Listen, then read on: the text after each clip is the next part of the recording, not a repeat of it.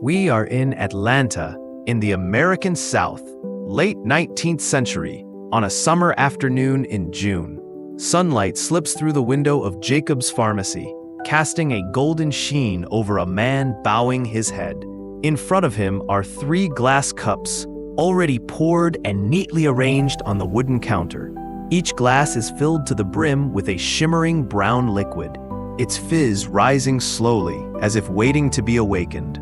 But the pharmacy is empty. On the counter, a handwritten note, still fresh. Coca Cola refreshes the spirit, restores energy. A light breeze drifts in, sending the paper to the floor. No one picks it up. The man lifts his head. His eyes gaze at the drinks, as if silently asking, why does no one drink it? Why has everyone turned away?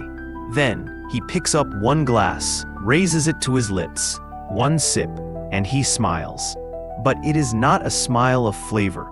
It is the smile of someone who has seen something the world has yet to understand. What lies behind that smile? Why did a product that now appears in every corner of America once struggle to find a single willing taster?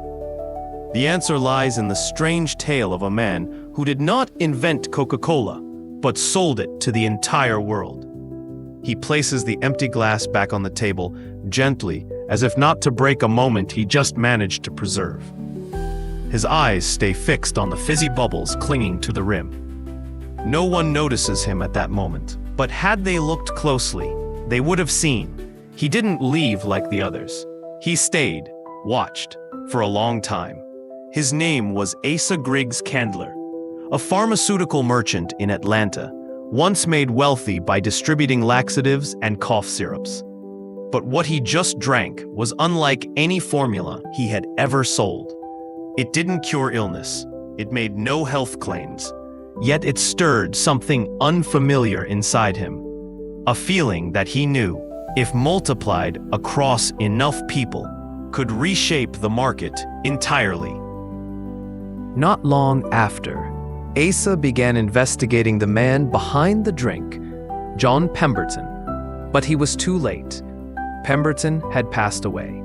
In the years following Pemberton's death, Asa quietly bought up ownership rights from the remaining stakeholders, those who held scattered pieces of a formula no one wanted to pay for. In the end, for a total of $2,300, he secured the full formula, the brand and distribution rights, to a product the entire city had once rejected. But why would a man as rational as Asa Candler pour his fortune into something the world had already dismissed? And what did he do with that formula that even its inventor never imagined? When Asa Candler officially took over the brand, he didn't begin by selling. He began by observing. He looked at American consumer habits in the late 19th century, a time when bitter tonics, prescribed medications, and exaggerated health ads had made people cautious. They didn't want to buy another remedy, and they certainly didn't want to pay for vague promises of healing. Asa realized something the creator of Coca Cola never had. This product was not medicine. It should never be medicine. It was an experience, a refreshing feeling, something that tapped into a person's craving for rest and simple joy. He quietly removed the word medicine from all promotional materials. In its place, he called Coca Cola a refreshing beverage, a daily delight. No longer sold on drugstore shelves, it was now served at soda fountains, places where people came to relax, chat, and laugh. And most importantly, he didn't sell it right away. He gave it away. Thousands of free drink coupons were printed and handed out everywhere. He didn't force anyone to try it, but once they did, they remembered. Instead of persuading customers to buy, he created a habit. And from that habit, he nurtured desire. But how did a product given away for free generate millions in profit later? and what made Coca Cola become so deeply embedded in consumer culture that people never even noticed they were being led. Habits take time to form, but Asa Candler didn't just want a habit, he wanted an addiction. And to build it, he needed a strategy unlike anyone else's. In less than 3 years after acquiring the brand, Asa had printed over 850,000 free Coca Cola coupons. Tiny slips of paper distributed throughout the city, from parks, theaters, train stations, all the way into the hands of people who never imagined they'd drink a carbonated tonic. He didn't give them to the general public first. He gave them to influencers of the time, doctors, pharmacists, soda shop owners. He didn't ask them to sell. He just asked them to try, and if they liked it, they would become voluntary ambassadors, more powerful than any advertisement.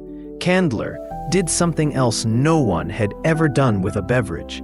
He designed a distinctive glass bottle with elegant, slender curves that couldn't be mistaken. Even with eyes closed, you could feel it was Coca Cola. And to erase all traces of medicine, he changed the slogan to 4 simple words: delicious and refreshing. No promises, no science, just a feeling. But in the end, what truly made Coca Cola a global symbol of refreshment? In an age with no social media, no viral videos, how did Asa Candler make the name Coca Cola known to every American? It was a sweltering summer noon in the year 1892. Atlanta's sun beat down on red rooftops and blazing hot brick sidewalks in the city center. At a crowded soda fountain, each glass of Coca-Cola was poured with a soft fizz, then passed from the server to each eager face. No one called it medicine. No one asked about its effects. They simply smiled, sipped, and chatted, as if this drink had always been a part of their day. Standing silently across the street, Asa Candler folded his arms, eyes locked on the scene before him. In his hand was a piece of paper, scribbled with a single line: "No one needs to buy your product. They only buy themselves, the better version you help them see."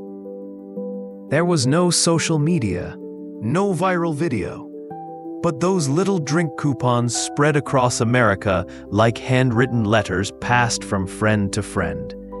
Each newspaper ad, each hand-painted store sign, each bottle's unforgettable shape, carved Coca-Cola into the public's visual memory. He didn't just sell a beverage, he made the name Coca-Cola unforgettable. But how did a man who once sold medicine possess such vision? And exactly what did Asa Candler see in that drink that neither Pemberton nor the market could recognize? Asa Candler didn't see Coca-Cola as a cure. He saw it as a feeling. He understood that people don't buy with logic alone.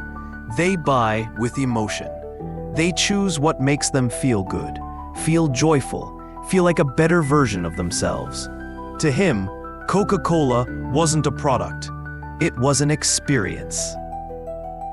Instead of advertising benefits, he created chances for people to try. He wasn't selling a glass of liquid. He was selling the coolness on a hot day, selling a moment of pause in a hectic life, selling the feeling of rewarding yourself. Candler didn't need to pressure anyone, because once someone felt connected to something, they would come back for it on their own. Customers don't reject because they hate what you offer. They reject because they don't see themselves in it.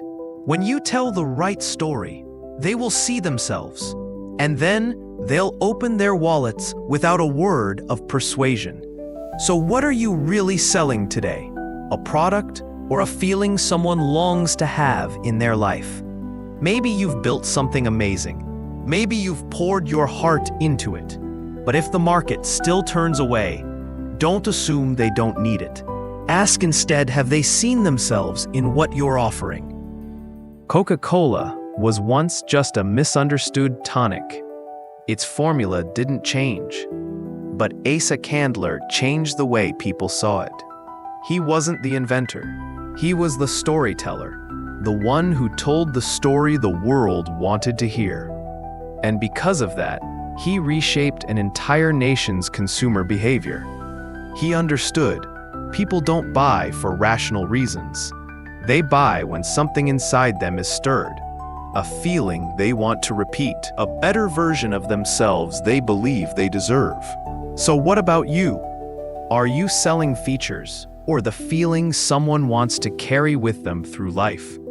After watching this story, what are your thoughts? Have you ever wanted to give up because no customer seemed to care?